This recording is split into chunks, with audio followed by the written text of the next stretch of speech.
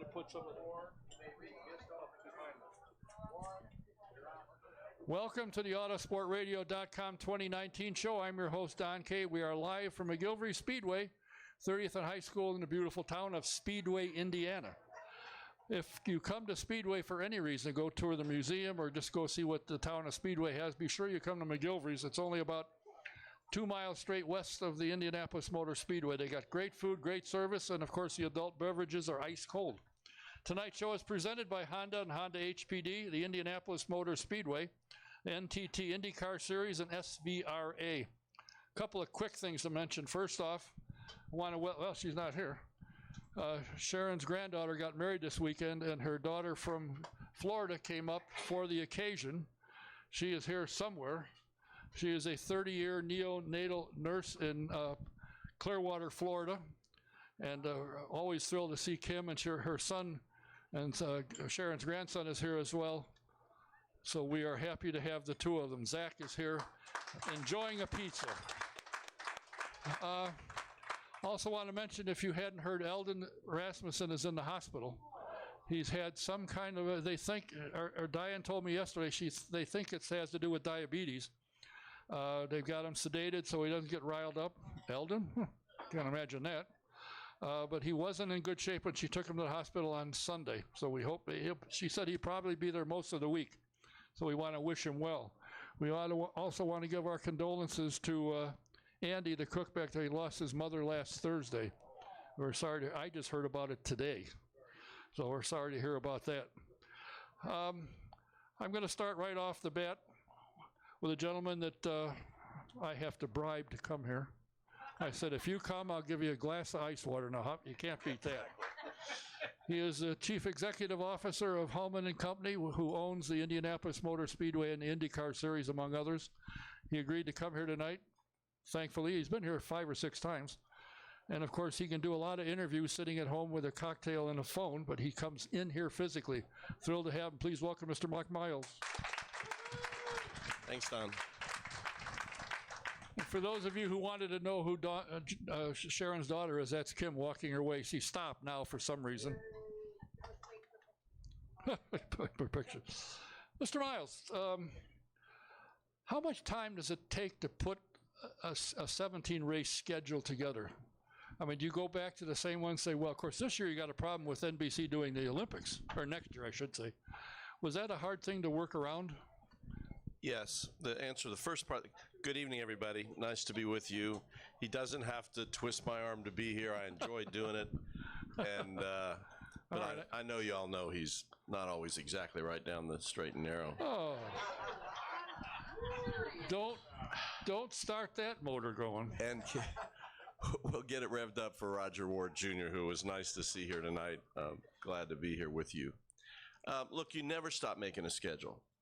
You know, all the time you're looking at your own events to see how you can help them improve, or if there's anything that you can do. You're working with them on their own development, and you're looking at, you have to pay attention to the other counter programming that goes on, so that if you can, you try to, you know, miss other events that are going to hurt your television audience.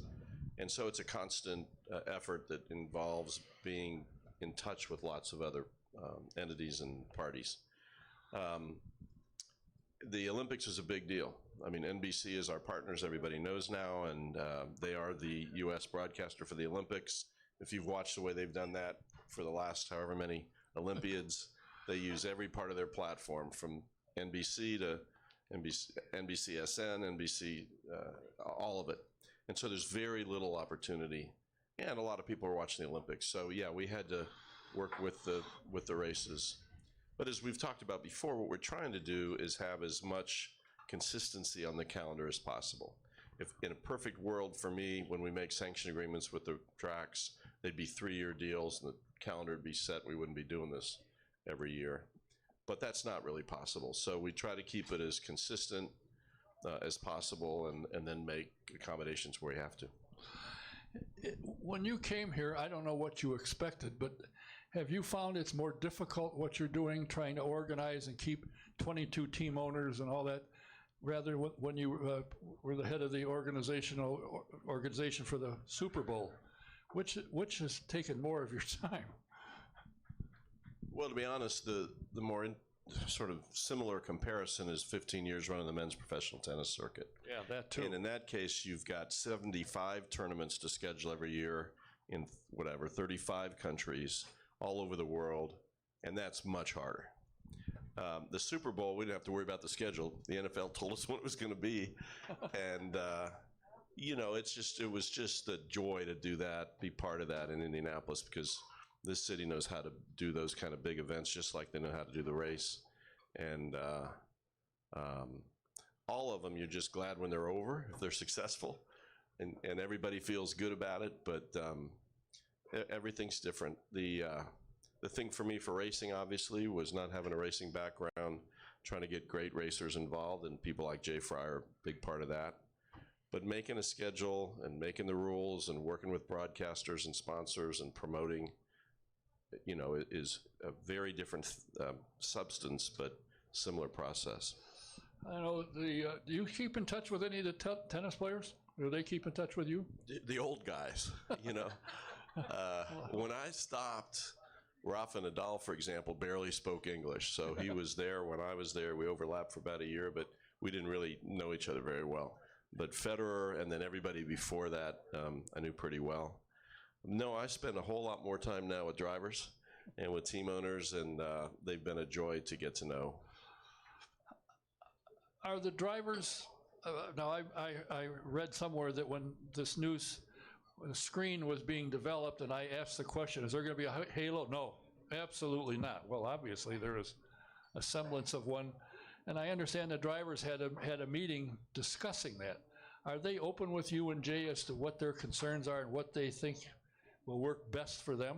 Definitely. And frankly, recently I believe that whatever concerns were being talked about among the drivers were primarily based on the fact they didn't really understand the details of what we're trying to do. And I think when the communication is good, then we get aligned pretty quickly. Let me go back to a question you asked, because I can't wait to tell you this. About the drivers generally and spending time with them and all that. I had the absolute treat. I guess it was the first week of, August. Simon Pagenaud wanted to go back to France after winning the 500. And the CEO of Borg Warner is a Frenchman, so all of a sudden, the Borg can go. And as you probably know, it had been out of the country once, and that was to Japan for obvious reasons. And now it's going to France. So Simon really wanted to do this, and IndyCar and our communications people did all we could to help, and I went with him. So he starts the weekend before I get there and goes to Budapest for the F1 race, and you probably saw him waving the checkered flag there and hanging out with Hamilton and Chase Carey, and they were very nice to him, and therefore us. And then we meet in Paris on a Monday, and I'm telling you, he worked 18-plus hour days, Monday, Tuesday, Wednesday, doing all the media he could early in the morning through the stuff at night and everything in between. And we schlepped the Borg around the Eiffel Tower and the Arc de Triomphe and all over Paris, and the media was everywhere. But the part I wanted to tell you about was Thursday. So we get on a train, all of us, with the Borg, and we go to his hometown called Montmorillon, France. 6,000 people in this village, which he would call a village, so it's not a pejorative term. And the mayor organized a program at, like, say, 5 o'clock at night on that Thursday, and in their kind of town hall invited everybody in the village to come meet Simon if you haven't already. So we had the presenter on Canal Plus, the broadcaster for racing, as the head of the program, the Borg, great video of the 500 and Simon winning it and all that you can imagine. And that's over after 2 hours, which I thought was a long time. And you mentioned a cocktail when we could be doing 7 o'clock, I'm ready. Simon takes the mic when the program's being shut down, says, "Folks, you don't have to leave. The program's over, but I'd like to meet every one of you." He stayed 4 more hours and signed autographs or just shook hands and chatted with everybody there who wanted to be there, 2,000 people. So really cool, really proud of him, and great exposure in Europe, which just causes more people to watch us more often. Yeah. I'm glad you said that, because that was going to be my next question, that you got to go to France. What has surprised you, say in the last couple of years, from your perspective, that you really hadn't anticipated? Is there anything, I know maybe it didn't surprise you, but when the announcement about Pocono coming off the schedule, and it happened within 1 or 2 days of your announcement, if I'm not mistaken, I sent that out. I've got 6,000 some people on Facebook and my other stuff. I got more responses. How in the world can they do that? How can they not stay at Pocono? And a lot of my questions were you there? Well, no, but I went, there's your problem, so forth. But it's gone, and I'm sure there's a number of reasons we probably really can't get into, but if the opportunity presented itself, would IndyCar go back? I mean, it's a hypothetical question, but my hypothetical answer is of course.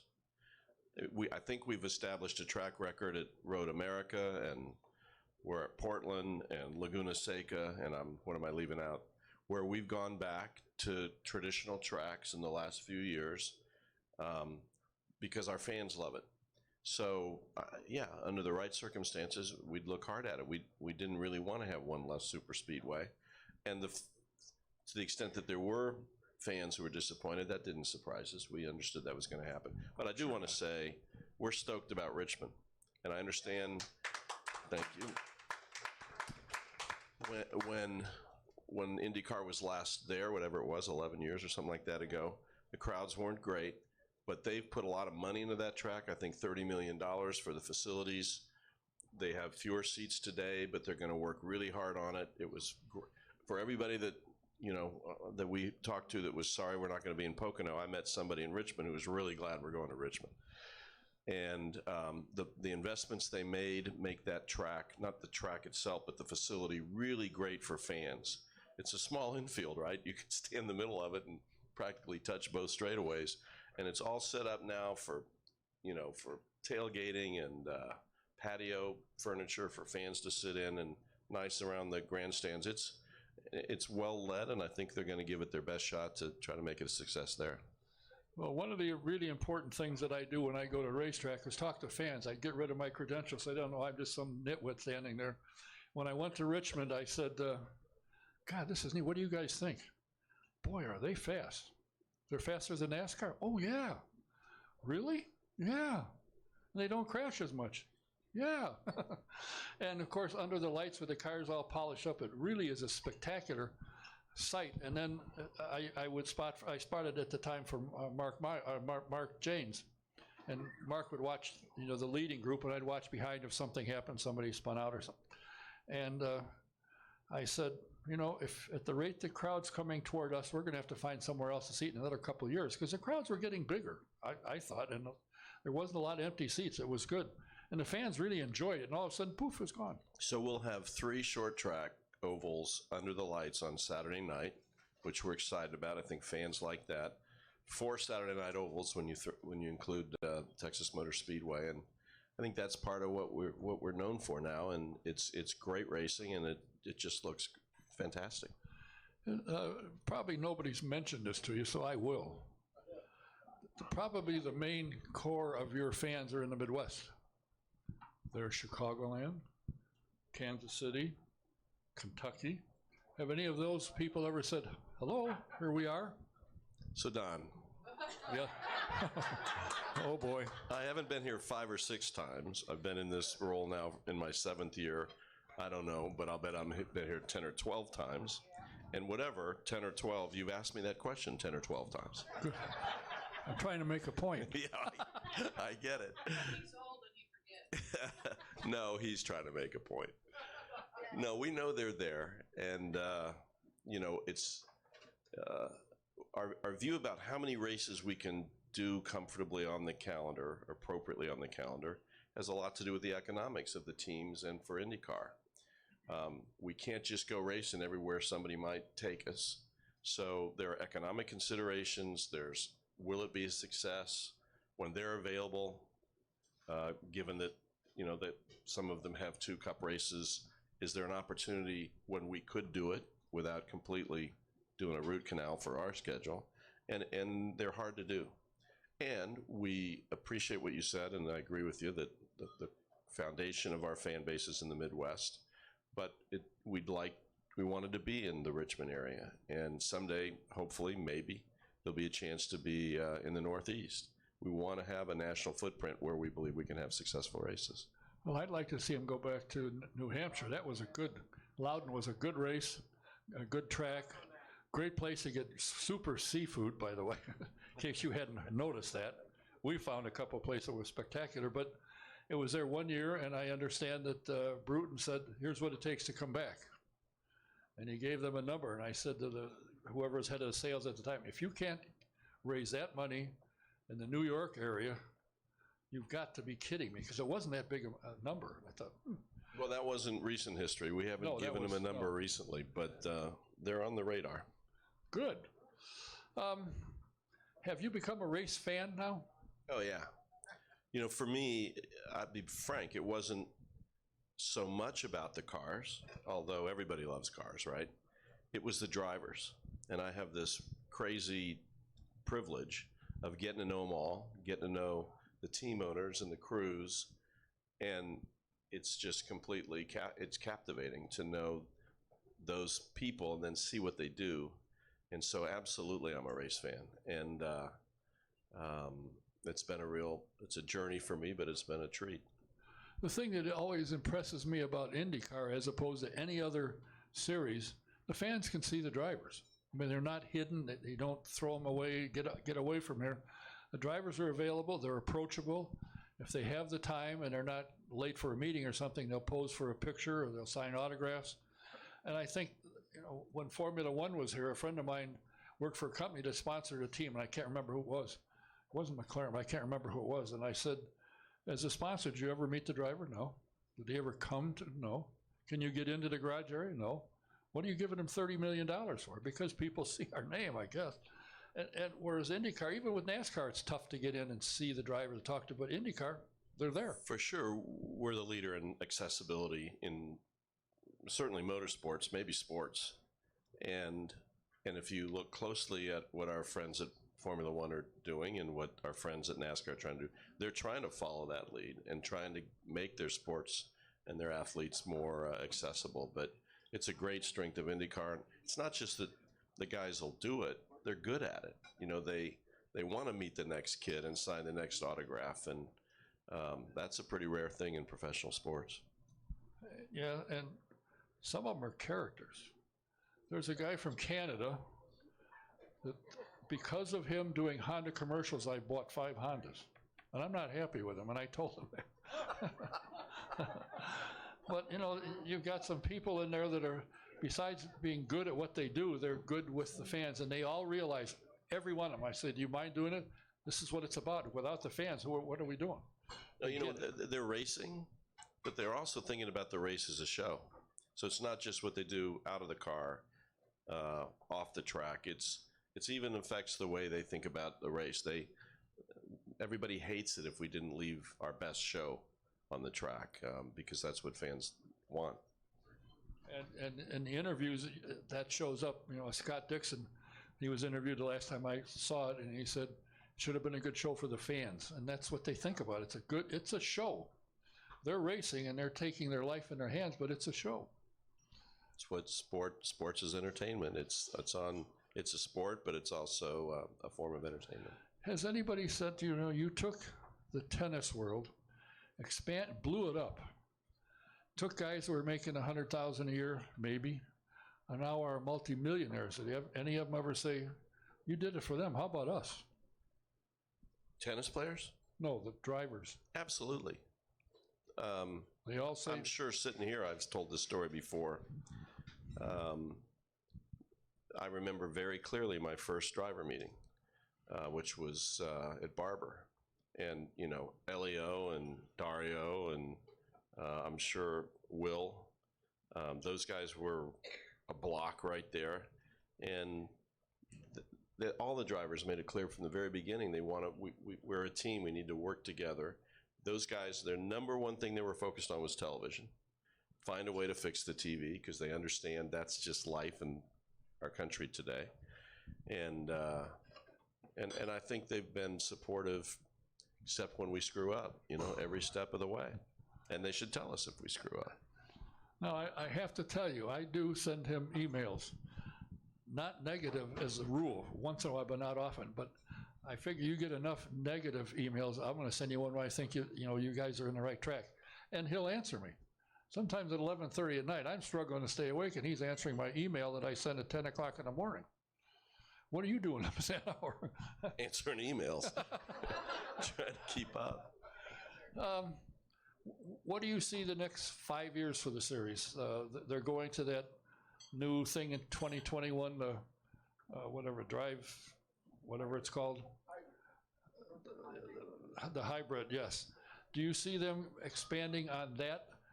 Is there any chance, because somebody said, do you think they'll ever go to electric cars? No, that's easy. And I don't think we have a program looking to expand the hybrid. Basically, we replaced the starter, right? And so 2 things. One, if a car stalls out on the other side of a road course, we shouldn't have to shut down the race to go get them going, which makes sense. And they can use it in the pits, which is efficient, and it gets a little more boost. So I think fans who understand that that's what it is, it's not the whole powertrain, like it. And the drivers, especially when they hear boost, they like it. So that's kind of that. And no, I think Jay's working on when we can come out with another new car. And there are reasons to want to do that. I think we can be careful about that, make sure we don't mess that up. But our guys want, they still want more power. And we think we're kind of all about being fast and loud. And safe. And safe, absolutely. Yeah, I think, and to a driver, I also know a good number of them, and one of my questions is, do you feel safe? The car's going to go faster next year, and the year after even faster. Are you safe? Yeah. What they've done for these cars, we feel safe. And when you see what's happened to some of these guys in the wrecks they've had, and they get out and kind of dust themselves off, a little sore maybe, and something that disturbed me about Pocono. A lot of squawking about, it's unsafe, it's this, they shouldn't race there. But the place they had the most accidents is on the Indy mirrored turn 2, or whatever it's called. It's banked like IndyCar is. And of course, IndyCar has had crashes at the Speedway. Does anybody say, well, let's stop running here? No. Or maybe they have. I haven't heard if they have. But to me, as Mario said, if you don't want to run here, you're a sissy. It's a racetrack. Race. That's not the way we think about it, but I know. no, I thought Scott Dixon was on the podium at Pocono, and he did the news conference afterwards. I thought he was being sincere and very well expressed it, which is, look, it's a super speedway. It's fast, it's dangerous, and so is Indianapolis. They know that when they get in the car. You're exactly right, sir. So we didn't leave there because there's some risk. We do work with all the tracks all the time to try to minimize the risks and make fencing what it ought to be, and do things that need to be done over time. But no, it's a super speedway, and there's always going to be inherent risk. Was there some issue that you presented Pocono with on things you'd like to see change over the next 4 or 5 years to make the track a little safer? Yeah, and the way you said it, we didn't give anybody any ultimatums, but we used Tony Kottman as a consultant for us on track safety and our racers, and we outlined what we thought over time on whatever schedule was a good program to continue to improve at Pocono. And again, I'm not going to get into exactly what happened. I'll just tell everybody that's interested, we were working with them until a Thursday night before we announced the schedule on Sunday. And it really was only whatever Thursday night or Friday morning that it was pretty clear we need to move on. Huh. There. I got more emails asking what happened. How would I know? Right, well, you know what you're gonna know right now. Well, that's one of the reasons I invited you. And I have reached out. One of my guests next week, as of this moment, is the gentleman who works and negotiates the contracts for both television and the schedule. Stephen Starks said he'd be here, so we will get into that. Are you happy with the television and the way it's going? And since now you control television, so if somebody in Sweden says we want it, they have to get it through you. Not you personally, but through IndyCar. How has that program worked out? Well, let's start with the U.S. That's their biggest audience. That's our home, and that's the foundation of IndyCar. We're delighted with NBC, and we've talked about this, I think, probably already this year. I think they've done a great job. I think they did a great job for Indianapolis, and for the first time in a few years, the ratings turned around. It was up 10% or whatever the number was. And for the year, it looks like we'll be up about that much for the whole year. So that doesn't just happen. They've worked very hard. I think they love IndyCar, and they certainly love the 500, and I just think they've been outstanding for us. And now the challenge is, how do we get another 10% next year? And we're talking with them now and have been for months about plans for next year. So we're very pleased with that. It's a big world, so we go country by country to figure out what the best arrangements are. If you went to Canada, people would be yelling at me saying, we don't get as much of it as we'd like to have. That's true, and we knew it, but we didn't have arrangements that could be made that were suitable to get them more. The television market in Canada, for a lot of reasons, is in flux right now. But on the other hand, if you go to France, if you go to the UK, where Sky's the broadcaster, as it is for Formula One, if you go to the first time, and I don't know how long, good television exposure in Scandinavia and in Sweden in particular. We didn't have great coverage in German-speaking Europe, and now it's streamed by an outfit called DAZN. So I think in most instances we grew, and there's better exposure, and it's a lot of work to go country by country and sort it out. But I think the important thing was we decided for this year outside the U.S. to do it ourselves. In the past, one entity bought all of it, and we'd sort of clip coupons after that. It didn't have anything much to say about whether there's, in sports media licensing, there's always a trade-off between reach, which is how many people can easily get you and see you, and money. And you want to be able to manage that in a way that is, you believe, for us, is going to grow the sport. What'd you do, change costumes on me? Yeah. So, yeah, no, I think all in all, it was the right move to bring it in-house, and Stephen's doing a great job in leading that effort. Lots of us are involved in it, and we'll grow the sport outside the U.S. through these arrangements. Is the NBC Gold where NBC had hoped it would be? I subscribe to it because I can't get to all the races, so I can keep up with what's going on. And if I see something I wonder what was that, I know a couple people and I ask them and they go find out so I can keep up with what's going on. But I thought that was a good thing. I liked what they did. You know, first of all, it worked technically. You can't take that for granted. I won't name another sport where they decided to create their own digital channel and make it available country by country as best they could. In the beginning, it wasn't even working, and God bless them. It could have happened to us, but it didn't. Again, I think credit to NBC. But yeah, I think they've done a great job. NBC Gold is, I hope, reasonably affordable to fans, and it's the way to get anytime we're on the track, you want to go to NBC Gold. Well, I did, but I bought it right away when it was cheaper. Because I'm cheap, I'll admit it. The other thing that I thought was impressive, and I'm not sure who else knows I'm cheap besides me. Make him put his hand on a Bible and ask him if he got it on a complimentary basis. I don't know, I'm just wondering. You won't be asked back. Perfect.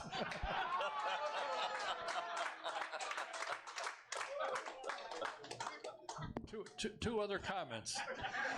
This weekend, I don't know what we were looking at. You got to take a pill? No. Oh. Take his time. Rodger and I can talk, it doesn't matter. Two things. First off, I think it was very good move that you got on NBC Network. I think, 5 or 8 times, I believe it was. The eighth will be Laguna Seca. Laguna Seca. And that has to have worked out well for fans, because some people say, NBC Sports Network, where's that? Look, you've got it. It's there. You got to find it. The second thing I think that was good, this weekend we were watching something. Somebody had a television on, and I just happened to look up, and here's a full screen, it was on NBC, I assume, for the upcoming Laguna Seca race. Now, the prior company didn't do that. Well, that's one of the things NBC's doing really well, and I think not just that it's there, but it's cool stuff. It's a great message. They present the sport really well. I don't think it's fair to just dump on ABC. Part of it was just, well, you didn't say them, but no, seriously, part of it was the way the rights have been licensed, with ABC having 5 events that are here and here and here, almost randomly salted through the schedule. And then the next week is NBCSN, NBCSN, ABC. So it was really, they didn't feel a sense of ownership, but more importantly, it was difficult to promote the next race if it's not yours. So it's the structure of this, with NBC having all of it, is a great advantage. How much input did Stephen have trying to get these things in to help the IndyCar sport? Well, I think it's a team. To be honest, we have media consultants in New York that know everything there is to know about media, and all the broadcasters, all the digital guys, and all the people. So they're ahead of the curve in knowing the developments and therefore the opportunities and the challenges. And we work very closely with them. They're our advisors. They open doors and they help us with strategy. And then Stephen, I mean, he is a tireless worker, and at some point it can come down to grinding out a contract and all the details, and he's a very skilled guy. He's a lawyer. He's got to be able to read fast. Yeah, he's better than that. He's better than a lawyer. He's a good guy. He's a very good guy. Yeah, and he's been here a couple of times, and he'll be here next week, and he said, oh, same old. I'll get him. I'll find something to tag him on. Do you see the series growing at all? As I mentioned for the 47th time to you, do you see going a maximum of 20 races in a season? Maybe someday. You know, as I said, it's got to be economic. It's got to be measured with our ability to grow, and that's in some part economic, and it's also making sure when we add an event, it's successful. It matters to all of them that they all look good, that they're great representations of IndyCar, and so it's easier said than done. Somehow I sort of feel like someday 20 is a good number, but you know, it's less about what the number is and more about what's the next opportunity and what does it add. What's the most important part of the program, the fans, the television, so forth, to help a team get a sponsor? Because one of the tricks, obviously, if you're running 20 races and they're only getting $5 million for 10, it ain't going to work so good. Yeah, I think for IndyCar sponsorship, whether it's us, the series, or the track promoters, or the teams, it's all of that. We're a sport that is driven by business-to-business opportunities, and I think it's a great strength of IndyCar, as well as the fan base and how much fan engagement, how many people engage with the sport, not just on TV, how often and for how long. So all that matters, and being good at both. And we've always been great, I think, in the B2B side, and it's partly the mentality of the owners and the skill set of the drivers. But we're growing the fan base, and that's really important. So we have more choices, more kinds of brands that want to be part of us. The thing that impresses me at Gateway, Bomarito is all into this thing. I mean, they're full speed ahead, because obviously they figured out if they get their name out enough, with this they'll sell cars, and apparently they're doing very well. And Chris and his people and the owner make the effort to let the town and the area, surrounding area, know there's a race there. I used to get tickets some years back when the Indy Racing League started. They'd give me 6 or 8 or 10 tickets to give away. And I'd go to, like you found, I'd go to a motel and I'd say, you going to the race? What race? It's 4 blocks down. I didn't know there was one. It's like, will you go to the race? Are you working Sunday? No. There's 2 tickets, go. I did that for a lot, and it surprised me at the number of people within sight of the racetrack had no idea it was there. Something's wrong. And at Gateway, that isn't a problem. Everybody knows there's a race in town. Curtis, Francois, and Chris, those guys are owners of the facility, and they're reinvesting, and they've put together a great team, and they are absolutely committed to grow every year. The nonsense, as I look at it, and they looked at it, of, well, we have our first year, and then it's like gravity, it's going to decline the second year, is nonsense. You build on the first year, and you grow it from there, and they showed us that can be done. And then they found Bommarito Automotive Group, and those guys are amazing. You know, car dealers buy a lot of advertising time. They make noise in a marketplace. Bommarito has a lot of those car dealerships, and they buy a lot of time and space, and they were happy to tag everything and more with the race. And they're just a great team. And now they've added a great company as kind of the title of the track itself, and I expect that to continue to grow every year. It's interesting to see. They say we're in St. Louis. No, you're not. You're in Illinois. But you can see the arch. It's right there. They're not. It's right across the water. They do a phenomenal job, and they put people in the stands. Has there been any thought? I've heard stories of why you're at Laguna Seca. True or not, I don't know. But it would seem to me, and a lot of people say, why don't they finish it at Gateway? I mean, they packed the place. And a lot of fans could go to the party afterwards because it's not that far to go. Sure, we thought about that. I'm just gonna. We think. I mean, St. Louis is a great city, a great community, but Monterey is a destination. And for your finale, when you can have a track like that with its history, in a place like that, that all the sponsors want to take their people to, we think it's a great opportunity. So we'll see. Haven't been there in a long time, and IMSA, by the way, you know, the week before, and I was told their ticket sales are up like 40% year over year. So they were worried about whether IndyCar being there and the finale after them would hurt them. I think if anything, it's been the reverse. So I think it's a great opportunity. It's a place people are looking forward to being at. Now, this might come as a surprise to you. They got some pretty good wine out there, by the way. Just say. I didn't know that. Well, I have to say. So now I can't say I've never lied to you.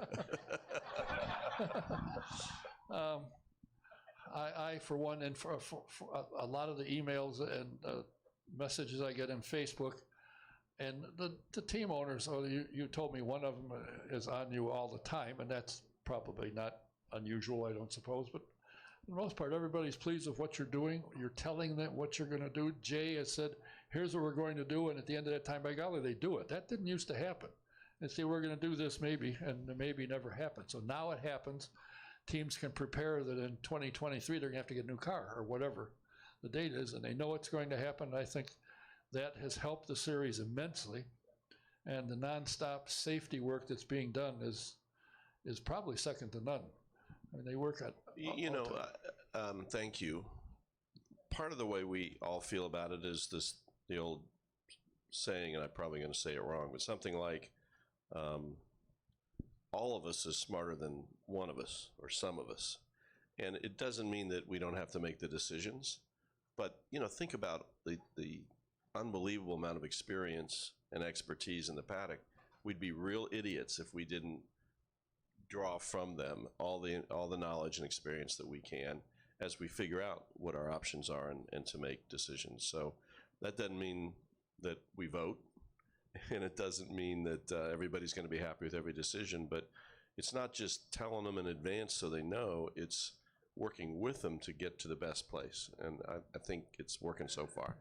And I think the gentleman you have at the helm, the experience he's had, though, in another series, running a race team, showing up and doing the best you can and putting the best car on the track. He's been there, he's listened to, or I'm guessing that when he went and complained or talked to the management in his other series and they didn't listen, he didn't like that. Now he listens. You stop him and talk, he'll talk to you and listen and wants to hear your opinion or what you're thinking.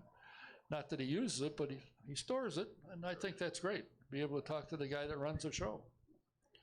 Well, I thank you for your time. It's always a pleasure to have you here, and that doesn't mean because you've lied to me once that I won't invite you back to see if we can get a second one. I appreciate you coming, and good luck with the final race of the season. And it's still, there are 3 guys that can still win it? Technically 4, but the 4th one's kind of far out. It should be a good race to watch, and I'm not it's probably obvious, I'm not a great road or street race fan, but I've got to say the last couple races have been quite good. So Thank you. Thanks for having me here, and everybody, thanks for being here and for watching all you take in, and hopefully we have a great event in the finale. Mark Miles, thanks for coming. If my next guest is up a little later than usual, so I hope he's still functioning. But as he heads this way, I want to remind you that if you have a thought or you have a vintage car, want to get one, and say, now what do I do when I get it? You can take it down to the Grand King shops, and Bill can take care of it. He can help you. They've got an engine builder down there that can help you rebuild the engine. Anything you need, they can handle it. The Grand King shops, give them a call, 317-820-3595. And if you are a vintage car fan, you've got to go to svra.com and click on and order their Speed Tour magazine. It is top shelf. You'll find stories about the cars that you knew before and the drivers and all that kind of thing. It's a great magazine, great stories. You'll enjoy it. svra.com, Speed Tour magazine. Is it time for insurance for your home, your car, your commercial property? Do what a lot of people have done, myself included. Call Mike Pardee at VP Insurance. He's located at 5004 West 16th Street in Speedway. Call him up, talk to him, see what he can do for you. His number is 317-248-0070. Let him give you a quote. You'll find out you get better coverage for less money from him. It's true, because I've got it, and a lot of us have got it as a result. You want to find out why these guys and gals love running in the IndyCar series, why they like being in the car? There's a solution to how to find it out. Get a ride in the Indy Racing Experience 2-seater. Go to IndyRacingExperience.com, find out their schedule, find a date that works for you. In the promo box, put SJ1, and you get a 50% discount. It's a great ride. You'll love it, and you'll say, wow, now I know what they like.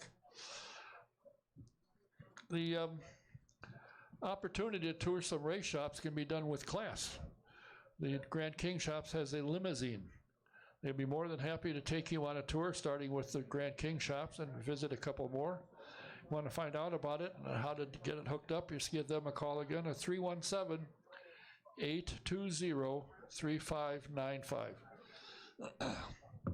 Now, my next guest is a good friend of mine. He's done it all, one way or another, some of it good, some of them a little on the touch and go side. But he has a lot of interesting stories, one of which is being raised by a 2-time Indianapolis 500 winner. Hey, you guys, just a minute. I'm sorry, let me unplug my mic. Before Mark gets out of here, you know, our sport is growing, and is growing with leaps and bounds, while the other series, NASCAR, seems to be on sort of a spiral. I hate to be negative, but I think a lot of that is due to this guy's leadership, Mark Miles. How about a round of applause for this guy? True story, man. True story. I like the part when he said you found out about it. You know as much about that now as you're going to know. I like that part. That's the way it should be. Good to meet you, Mark.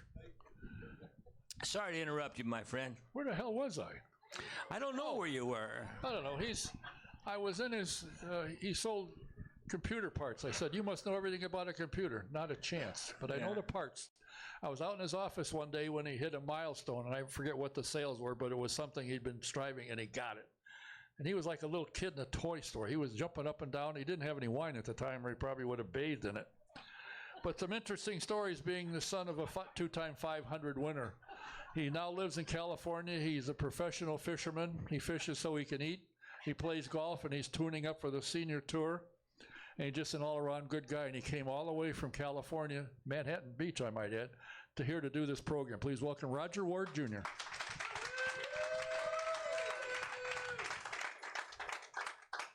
Before I say another word, Howdy Bell is here. How about a hand for Howdy Bell? Why?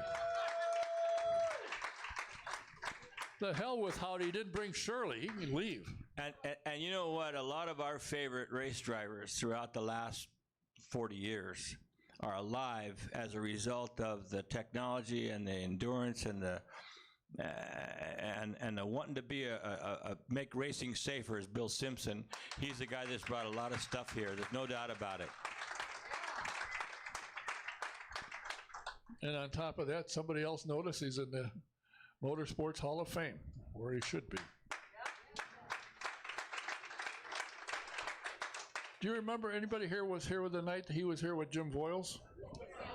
Would you like to have him back, the two of them back again?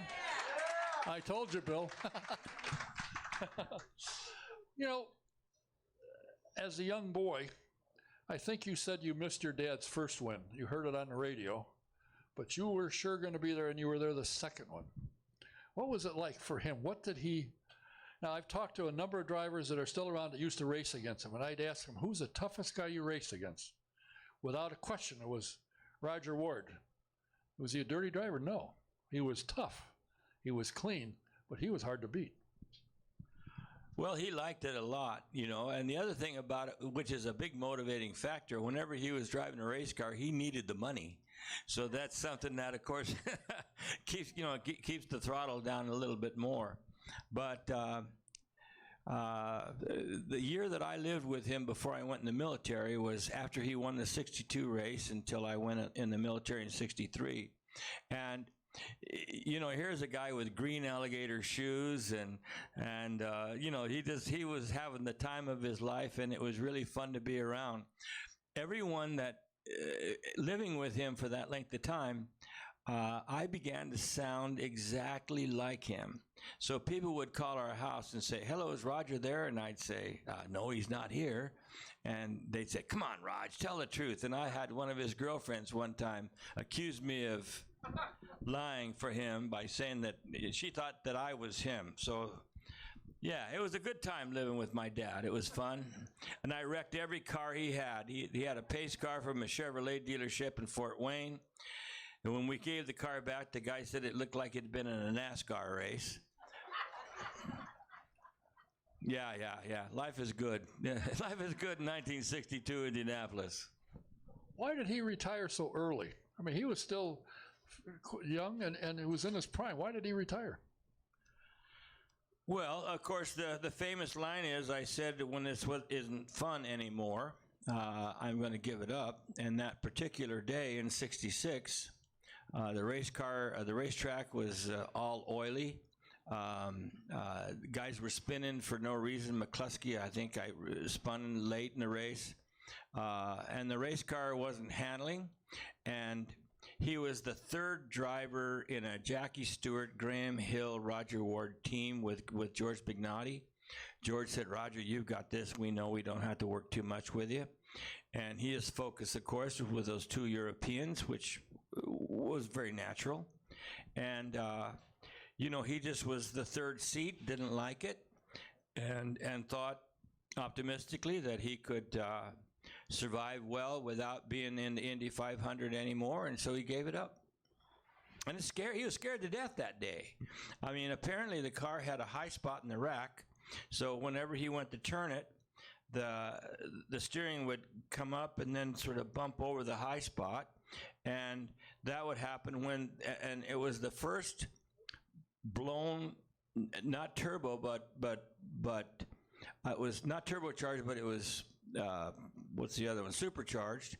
And the car would load up really bad when he would lift, and then when pick it up, it would go ba ba ba ba ba, and then it would come on really hard right about the time that notch in the steering wheel was going on. So he said about the last 4 corners, or the last 10 laps of the race, he almost crashed it in every corner. So, you know, it was scary, and he decided to quit. I had him here one night. He was here several times, actually, and he came in here one night with Jim Jim Rathman. Oh, And your yeah. dad said, and we're talking about the races, and they have put on several of the races that are still considered probably the best ever, most exciting. And your dad looked over and he said, I had to pull in, he had a tire problem, I think it was. And he came back out, and he worked his way back up, and he said, if Rathman were a gentleman, he'd have moved over, because he knew I was faster than he was. But son of a gun, he didn't move, and I finished second. That was funny, the two of them here. Well, actually, we did have the fastest car on the racetrack that year. My dad killed the engine leaving the pits, which was a driver error.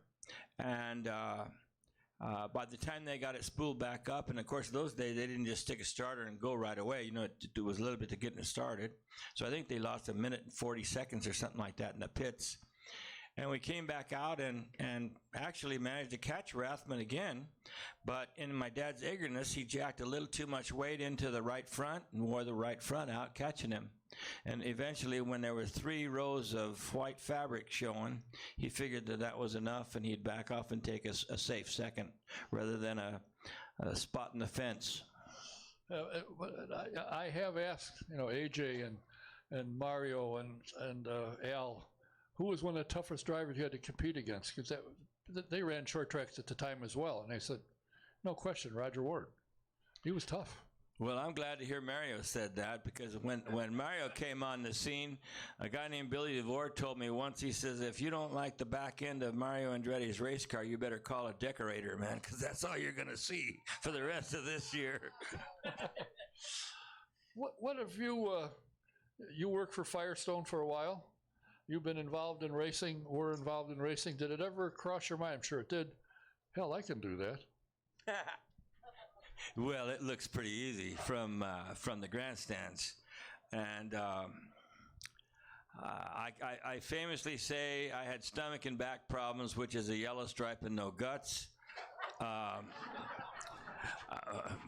But the few times that I did drive a race car, I felt like I was fairly good. I won a three-wheel motorcycle championship in Southern California one year, and I thought that I was pretty good. But these guys go so much faster than you can possibly imagine. They're running 120 miles an hour when they get in the first corner coming out of the pits in practice. So it's hard. Race drivers.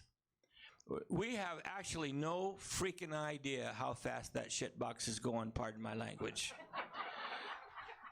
I mean, it's overwhelming how fast they go. I had the privilege of riding around most of the major road courses in the United States with Peter Gregg when he won the under 2-liter Porsche championship in 1969.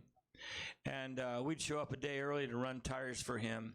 And each of those days, he would take me out and drive me around the racetrack. And, just with me in the seat and him just trying to be cool, it was, I wouldn't want to say frightening, but it was thrilling beyond your imagination.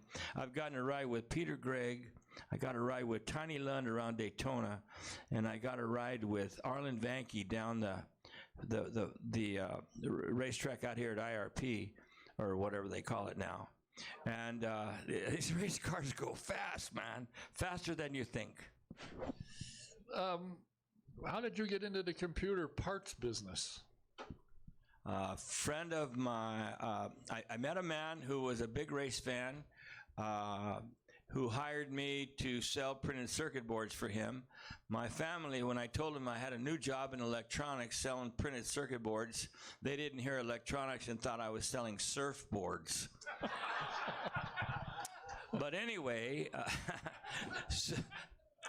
so when I got to doing that, and I was working for somebody else, and decided that I wanted an opportunity to sort of work on my own, and the excess and obsolete inventory business in electronics was, just open your store and make it happen, and so I opened my store and made it happen. Yeah, it was fun. It was a lot of fun. But the money was the fun, not the electronics. I'd have been happy mopping floors if it had made the money. Yeah, sure.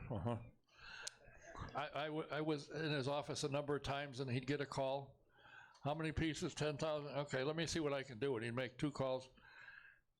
got him down to a nickel or 6 cents or something. He called the guy up and he said, I did the best I could. I got it down to a quarter apiece. Good, we'll take him. And he'd go, cha-ching. And parts and pieces. And you go into his office, and then he had a storeroom, and he had all kinds of parts and pieces. But You know what I did with all of that stuff when I got out of that business? I put it all in a dumpster. So what do you do in California now? You fish, you play golf, and you I suck at golf, man. I am the worst golfer there is. And every time I make the mistake of saying, I think I figured it out, I think I know what I'm supposed to do, that just assures me of 108 the next week. So my golf sucks, but my fishing is pretty good. But I'm the one that they call it fishing instead of catching. Because of me, because I fish a lot and I don't catch that much. I like to surf fish right in front of my house. Yeah, his house is right up the hill. You could roll down the hill, and I could, and you're on the beach. It's right there. You can look out the door, look out the window, and you see the Pacific Ocean, and guys surfing. Neat. Now, prior to your departure for the last couple of years you were here, you were a pastor at two churches, one in New Ross, and I forget where the other one is, a booming Mace, yeah, another big town. What got you into that line, into the church business? Not a business, into the church. Oh, yes, it is. Oh, okay. I tried to be nice. Well, I'm not exactly a low-profile person, and so when I joined a little church in North Salem, the pastor there, there's a position in the church called lay leader, which is, they put me in that job. And the next thing you know, the district superintendent from the churches, then I started organizing a Lenten breakfast series. And the next thing you know, the district superintendent needed a pastor and called me and asked me if I'd lead a church for a year, which I knew to be a year and a half. And it just sort of kept going from there. We were successful. The people in the parish wanted me to stay, and I stayed. I'm probably the wildest ass pastor in the United Methodist Church history.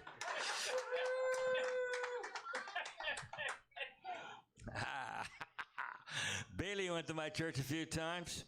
Anyway, it just was a natural for me, because if I'm nothing else, I'm enthusiastic.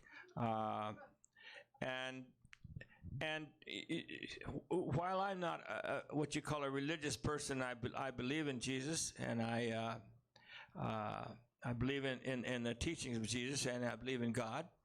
And churches, for all intents and purposes, 90% of what they do is good. A church with 100 members has got 100 sets of eyes to see what's going on in the local community. And so what we did is, make our focus on the local community and do what we could for the people there, and that brought people into the congregation, and so we were successful doing it. And to say that he filled the church would be an understatement. When he took over a couple of them, there wasn't enough people you could have shot a shotgun and not hit anybody, and when he left, there was standing room only. And I attended, strange as that might sound, come in to hear him. I've heard him before, and I thought, that's not Rodger, but yeah, it is. And he did a great job. But you had told me when you went out to Manhattan Beach that you were going to be a pastor on a ship. Did that ever happen? There was about 140 passenger excursion boat out of the Redondo Harbor. That was a whale watch boat and a boat ride boat, and I was going to be the chaplain on that boat. But there are certain things that you can plan, and certain things. So I was going to do all the weddings and funerals on that boat, burying ashes out to sea. And I realized that ultimately I would end up with services or things that I couldn't attend, which meant that I was going to have an employee or, kind of run a business again. And that just didn't work for me. Heck, the other day it took us 3 days to get home from Phoenix because we just stopped, it's 400 miles, because we just felt like pulling off the road and stopping and going here for a while.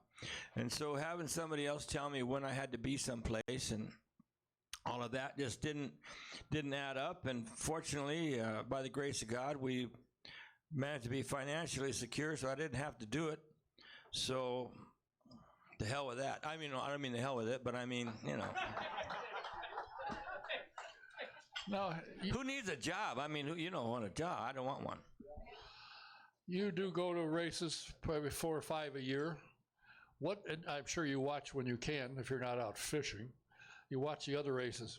What do you think of the series? Is it headed right? Is it doing right? Is the competition good? Is street and road courses good? Do you like it all? Well, along with wanting to kiss Mark Miles' ass, I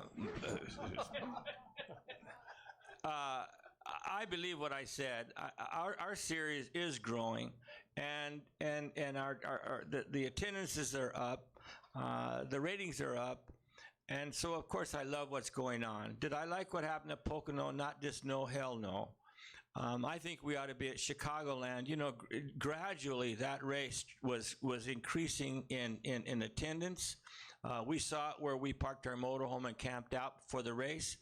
Why I think that NASCAR took that race away from us, because it was obvious contrast between NASCAR and IndyCar, which is the most exciting. Heck, I wouldn't leave my seat to go get a beer at Chicagoland. You know, it was just breathless. That place was so fun all the time. I think it's a shame we don't run Las Vegas. That racetrack seemed to be invented for us. It was a wonderful town to go to. And I think, you know, I was even angry when they didn't finish that race. You know, sadly enough that there were lives lost there and bad accidents. But, you know, they didn't quit running Daytona when Earnhardt got bumped off. They didn't, you know, when Saxon McDonald got killed here, they didn't even talk about not running the Indy 500 again. They packed a stand and finished the race. So you know, to me, it's heartbreaking to just give up on a place like Phoenix, Chicagoland. I mean, you know what? One of the best car races I ever saw was at Charlotte Motor Speedway. I mean, my gosh, that thing was fabulous. So the thing that saddens me some is that we're not running our kinds of racetracks anymore as much as we used to. But you can't argue with success, and you know what? No one really is listening to me. I get to talk about it a lot, but you know, when the announcers on the broadcast at Pocono were talking about, there was even conversation about not running there again. I thought, what the hell are they talking about? Why are they saying this? And then, of course, that announcement that followed, you know, makes sense. It kind of sounded to me like what Mark said, was that there was considerations involving the physical nature of the racetrack that were a problem. But as far as I'm concerned, the wreck was a dumbass attack. That's all that was, you know. I mean, it's too bad, but it happened. But apparently there was just, and apparently there just wasn't enough people, I guess. I don't know. They made money the last 2 years. Last year was just made it. This year they made more money. But in my opinion, from what I have friends that live out in the Northeast, they said, we don't see anything. I mean, there's nothing on radio, television, newspaper. When the Formula E ran in New York, for Pete's sake, it was everywhere. When that guy over in St. Louis packed that joint, and as I understand it, it was a multicultural crowd. That wasn't just a bunch of old rednecks up there watching the race cars. You know, that was a multicultural crowd. You know, when you see what a guy can do when he promotes a place, you know, I understand. You know, to me, it's amazing. But you know, the racing that we've been seeing has been fun, and the series, you know, points-wise, is close enough to be a challenge. So, what can you say? You know, I mean, our racing has devolved to the place where there's only one guy you can buy a race car from, and thank God there's at least two people you can buy engines from, if you want to call that buying. But you know, it's still, I mean, we live to watch those guys at you know, in Iowa and over in St. Louis. You know, that's the stuff that we want to see. And we went to Texas. We thought that was a hell of a car race, man. and that thing seems to hold and make money. Yeah, it does well because Eddie Gossage knows how to promote. So, and in fact, he told me that were he in charge, the president of Charlotte, IndyCar would be back. Said, I think they should run there. But Humpy Wheeler didn't like it because that gal got killed in the stands and cut it off. The reason, you know, I personally think that I just was in Mexico with a guy that lives in Charlotte, and he told me that he had season tickets to the NASCAR race, and they made him take IndyCar tickets, and after the second race, or the second, I can't remember, but he said that when he saw the Indy cars there, it was such a more exciting. I mean, you can't take your eyes off. It's so exciting. Now maybe it's pack racing, maybe it's not, and all due respect, man, racing is not safe. But my gosh, man, we need to be at a place like Charlotte. Convert some of them NASCAR fans. And they were doing it. They were bringing them in. And Las Vegas. I mean, that place is fabulous to go visit. Of course, there was nobody in the grandstands at that last race. That was kind of too bad. I don't know why. But, yeah, heck, we flew from Indianapolis, went to Vegas, had a hotel, did the whole weekend, got to see 4 laps of racing, and they just blew us off, man. You know, to me, I thought that was kind of an insult. Well, who knows? One of these days, maybe it will be back. And the concern with going up against other sports like the NFL and stuff, But we're car racing, you know. I'm not going to watch the NFL if I can watch an IndyCar race. And the only way we make fans is by letting them see our product. And what the hell, you know. You're here for a wedding. My grandson's getting married Saturday, and I'm going to preside. This is going to be an unusual wedding. I'm tempted to invite you all. Uh-oh. June is looking around saying, oh, boy. How long are you here then? You're here until the middle part of next week, maybe? This is just like when I told you it took us 3 days to get home from Phoenix. I just don't know when I'm leaving. Thank heaven I don't have to be any place until like a week after week and a half after the race, or after the wedding. So yeah, I don't know when I'm leaving. Well, I'm glad you let me know you were coming, because I called you and said, when are you going to be here? And you said, I'll be there whatever today is. Oh, in fact, Leo said he won't be until Wednesday. You coming Tuesday? I'll make it. And here you are. You did it. You got here. Always. I'll tell you what, I wouldn't miss a chance to see all y'all, to see Howdy, to visit with you, see Sharon, see one of her daughters again, say hello to Billy. I'm with my best friend, Patrick Beckley, you know, who on his own is a very famous name in car racing from his dad, Jack Beckley. So yeah, I just wouldn't miss an opportunity to be here with all y'all. Thanks for being here. Always a pleasure, as you know. Talk to you whenever you're here. We'll talk to you. Rodger Ward. Thank you.